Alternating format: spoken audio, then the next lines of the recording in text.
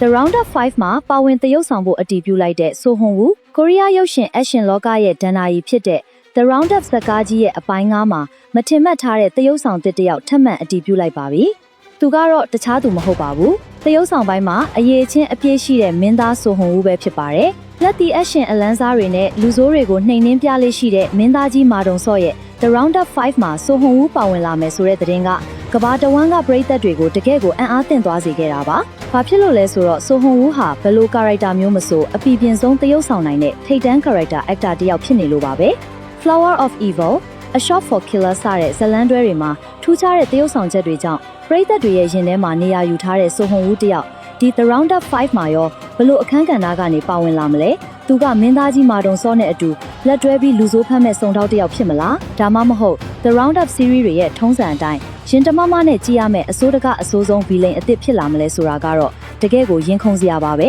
အပိုင်းတစ်ခုချင်းစီတိုင်းမှာစံချိန်တင်အောင်မြင်မှုတွေရရှိထားတဲ့ဒီ The Roundup series ဟာအပိုင်း9မှာလည်းပုံမပြင်းထန်တဲ့ action တွေပုံမခိုင်မာတဲ့ဇာတ်ကွက်တွေနဲ့ပရိသတ်တွေကိုဖန်ဆအောင်မှသိကြပါတယ်ဆိုဟွန်ဝူလိုတရုပ်ဆောင်ကောင်းတစ်ယောက်ထပ်မံအားဖြည့်လိုက်တဲ့အတွက်ကြောင့်ဇလန်းကပို့ပြီးအသက်ဝင်လာဖို့ရှိနေပါတယ်ကဲ